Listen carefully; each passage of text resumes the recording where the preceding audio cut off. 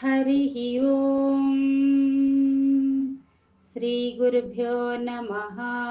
హరిః ఓం.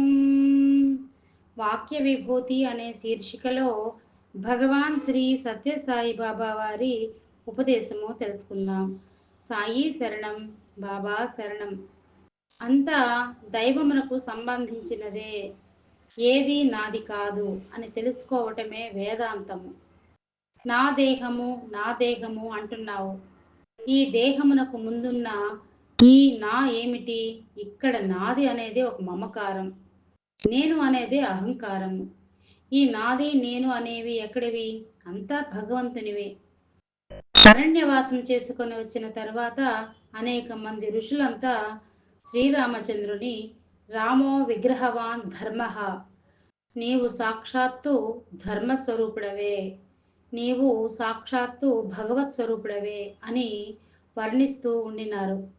ఈ సత్యాన్ని గుర్తించిన కైక రాముడు ఒంటరిగా ఉన్న సమయము చూసి అతని దగ్గరకు వెళ్ళి, రామా, నీ శక్తి సామర్థ్యములు నేను గుర్తించలేకపోయాను. నేను చేసిన పాపమునకు ఏదైనా పరిహారము బోధించమంది. అమ్మా, నీవు చేసింది పాపమేమీ కాదు, ఈ ప్రకృతి యొక్క న్యాయమే. ప్రకృతి ధర్మాన్ని సర్వులు అనుసరించవలసినదే. నీవు చేసినది చాలా ఉపకారము, కానీ నీవు కోరుతున్నావు కనుక ఉపదేశం చేయటానికి నేను పూనుకుంటున్నాను.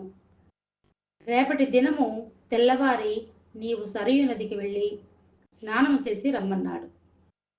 నీవు వచ్చే దారిలో ఏ విధములైన శబ్దములు వింటావో వాటిని చక్కగా గుర్తించుకొని రమ్మన్నాడు. ఆమె స్నానమునాచరించి గట్టుకు వచ్చేటప్పటికి ఒకవైపున మేకలు, ఒకవైపున గొర్రెలు గుంపులు గుంపులుగా మేస్తున్నాయి.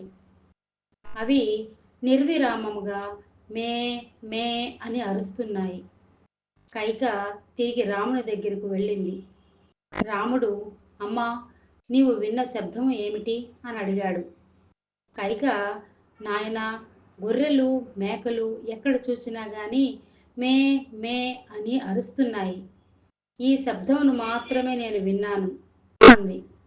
మే మే అనగా సంస్కృతములో నాది నాది అని. ఏది నాది? అంతా నాది అనుకుంటున్నాం. అలా అనుకున్నంత కాలము అది మన దగ్గర లేకుండా ఉంటున్నది. దశరథుని నావాడు అనుకున్నావు నీవు. ఏడి దశరథుడు? ఇదంతా నాది అనుకున్నావు. ఏది నీది? ఏదీ నీది కాదు, అంతా దైవానిది. అదే ఉపదేశం అన్నాడు రాముడు.